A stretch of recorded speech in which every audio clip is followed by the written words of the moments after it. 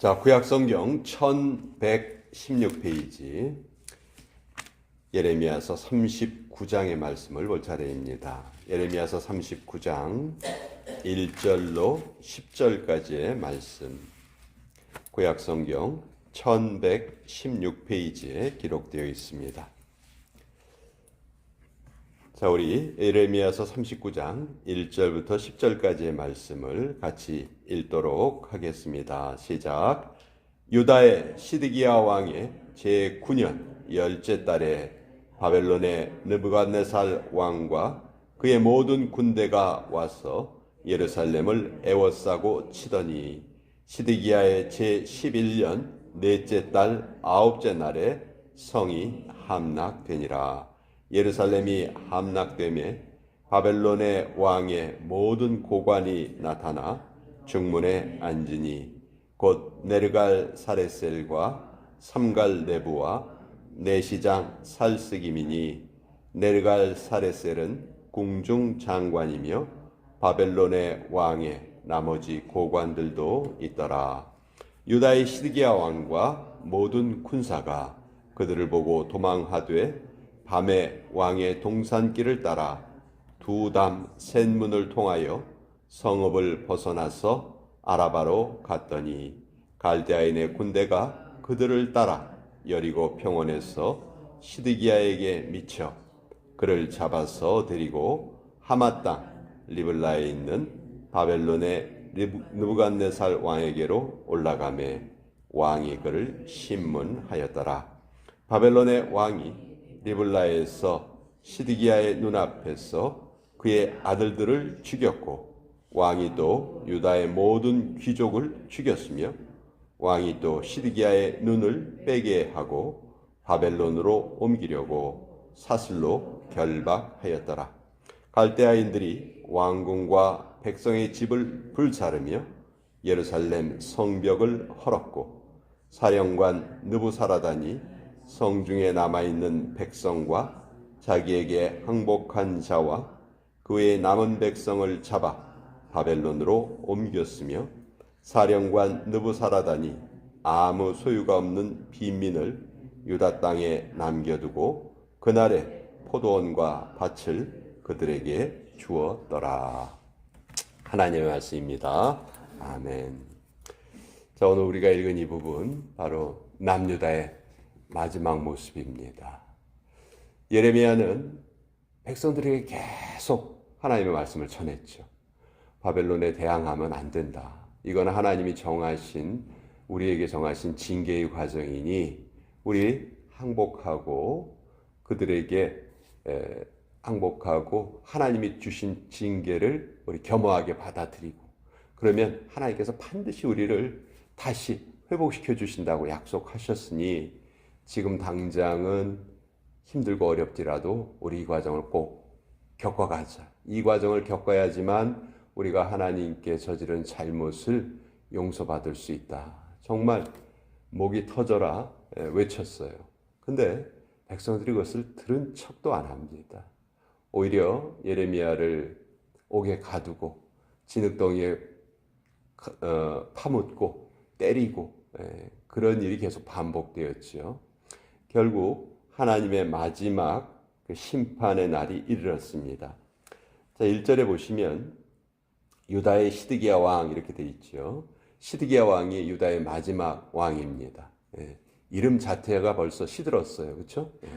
그러니까 시드기야 왕 외우기 쉽죠. 나라가 완전히 시들어버린 그때의 왕이 시드기야 왕이에요. 하여튼 지독하게 하나님의 말씀을 안 들었어요. 이 시드기야 왕이. 자, 이 시드기야 왕의 제9년 10째 달.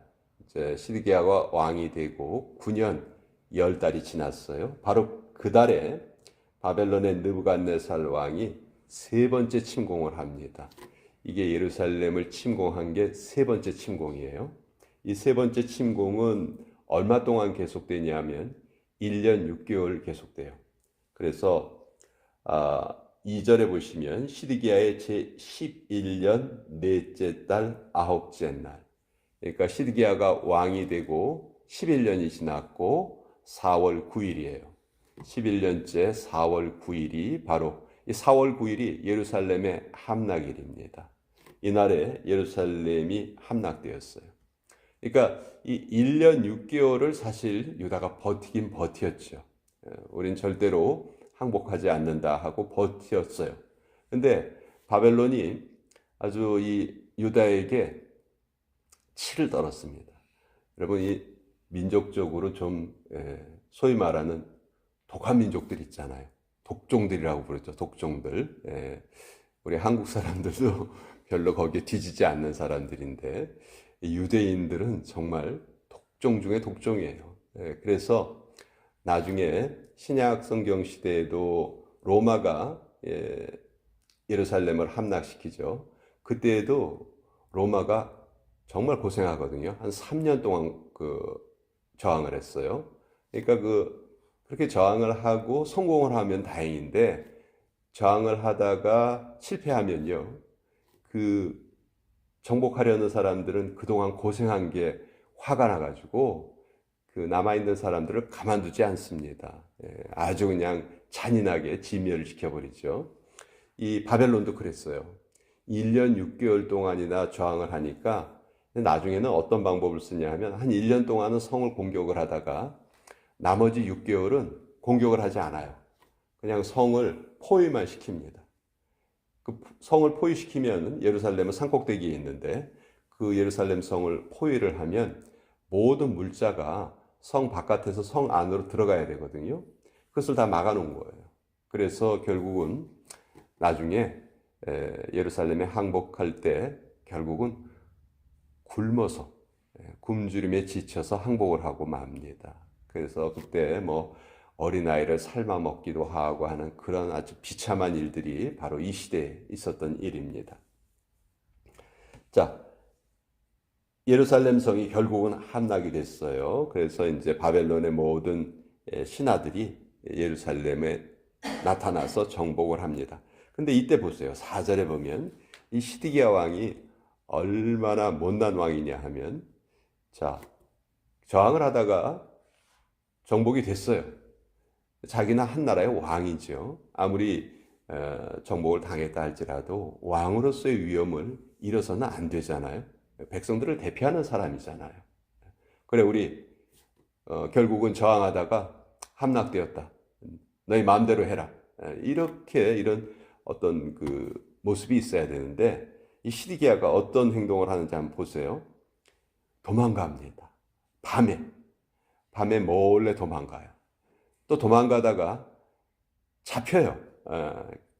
5절에 보면 갈대아인의 군대가 그들을 따라 여리고 평원에서 시드기야에게 미쳐 그를 잡았다. 한 나라의 왕이 몰래 도망가다가 붙잡혀가지고 결국은 바벨론 왕에게 끌려갑니다.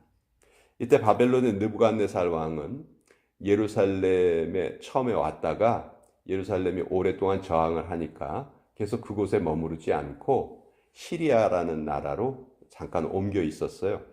그래서 이제 거길로 데려갑니다. 6절에 보면 바벨론 왕이 리블라에서 시드기야의 눈앞에서 그의 아들들을 죽였다. 지금 느부갓네살 왕은 리블라라는 곳에 있는 거예요. 거기를 이제 끌고 갑니다. 왕이시여, 우리가 유다에 도망가는 왕을 잡아왔습니다. 데리고 갔어요. 그랬더니 이 느부갓네살 왕이 어떤 벌을 내리냐 하면 시드기야의 눈앞에서 그의 아들들을 죽여버립니다. 여러분, 이건 정말 인간으로서 가장 참기 힘든 슬픔이겠죠. 차라리 나를 죽이면 그냥 그 자리에서 죽고 마는데 생태 같은 내 아들들, 앞날이 창창한 내 아들들을 내 앞에서, 부모 앞에서 죽이는 거예요. 이건 정말 인륜을 저버린 행동이죠. 느부갓네살이 얼마나 분노했는가를 여기서 우리가 잘 볼 수 있어요. 자, 그렇게 죽였어요. 죽이고 난 다음에는 7절에 보면, 야, 너 아들 죽는 거 봤지? 이제 네 눈은 필요 없어. 너는 이제 눈을 뽑아야 돼. 그래서 그 눈을 뽑아버립니다.